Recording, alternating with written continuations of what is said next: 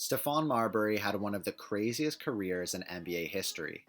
Being a young superstar to an NBA All-Star that was strongly disliked and never able to lead his team to success, to one of the greatest and most legendary players in the Chinese Basketball League's history, it's extremely difficult to understand what Marbury has been through.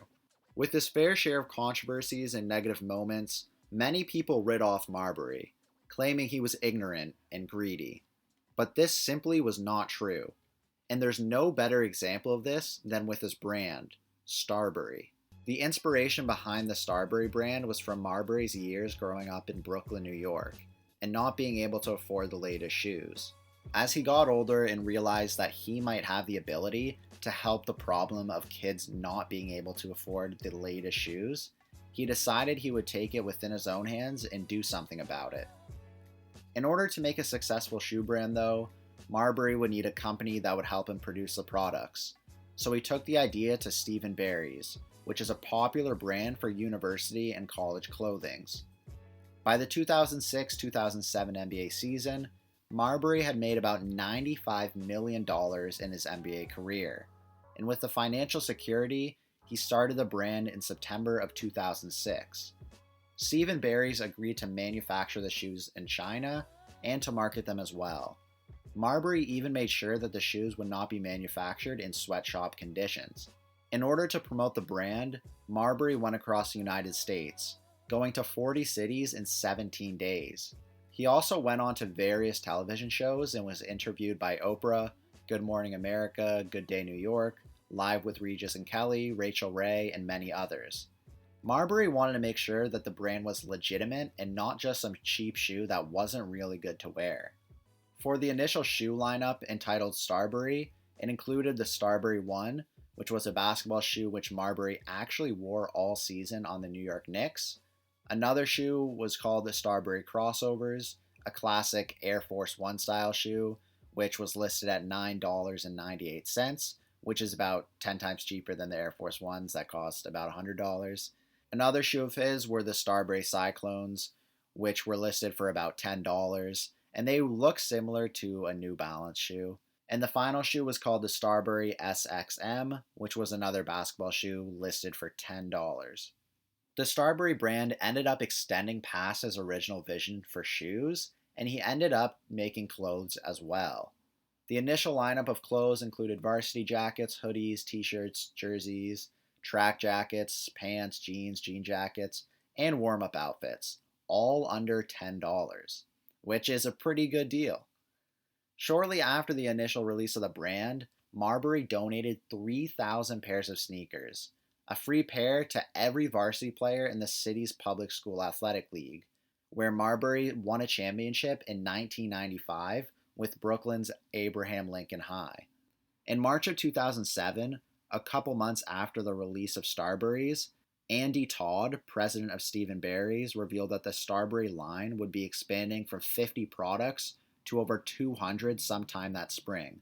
The line would include the Starbury 2 sneaker, polo shirts, skateboard shoes, and other lifestyle products, all under $15. And that's exactly what happened. By the beginning of that next month, Marbury released his second low-price NBA quality sneaker, the Starbury 2. Marbury wasn't even the only player that endorsed the shoe brand.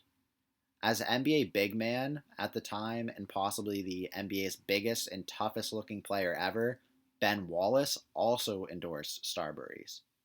Wallace would soon get his own shoe with the Starbury brand called the Big Bens. The Big Bens then came out later that year, and a fun fact is that the Big Ben also appeared for about half a second in a hip-hop song called The Rebirth by Christian artist Carries of the Cross, and you can see that they make some pretty sweet music.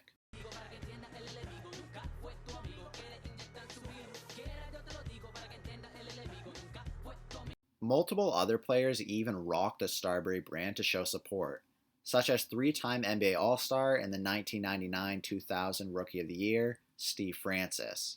In 2006, Louis Da Silva, also known as Trix, who is an actor, producer, and was the first streetball athlete to be signed to an advertising contract by Nike, went on the Starbury Slam Tour to perform at schools in 120 cities in 60 days in front of kids and parents. One of the main disses that people have for cheap clothes or shoes in general is whether the quality is good or not.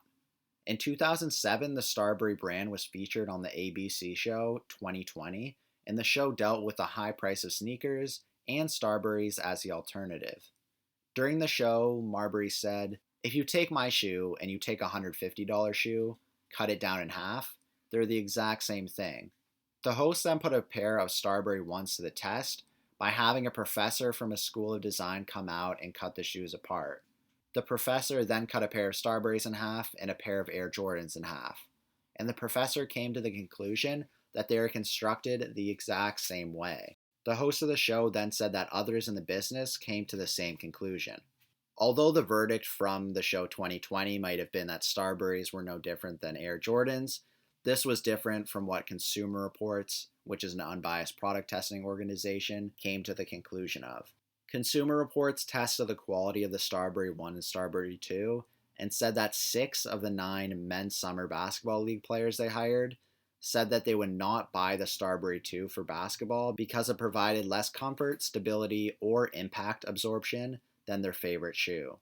Consumer Reports ended up saying that the measurements showed that its heel cushioning is very good, its forefoot cushioning is good, and that it's a very breathable and fairly flexible shoe, and that the Starbury 2 would be a fine, casual, everyday shoe. So it seems like Consumer Reports came to the conclusion that you could buy the shoes for basketball purposes, but most people would rather it as an everyday shoe, which is still really good considering it was only $10. The brand ended up becoming a sensation and sold over 6 million pair of its iconic basketball shoe and 2 million items in a 3-year period. In 2009, only 3 years after the Starbury brand was released, Stephen Barry's closed down, so the brand was discontinued. However, in September of 2015, Marbury announced through Instagram that Starburys were going to be reintroduced, and they were that next year. That next year in 2016, Marbury released his new collection.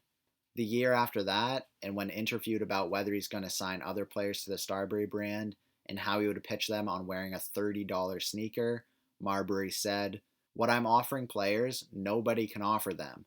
I'm offering players 51% of the profit. That's everything that we sell with their name on it.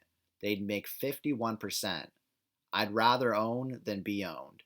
This is an interesting point because players would definitely be getting a lot more than they would with another brand like Nike or Adidas, which I'm not sure what percentage those players get, but it's probably not close to 51%.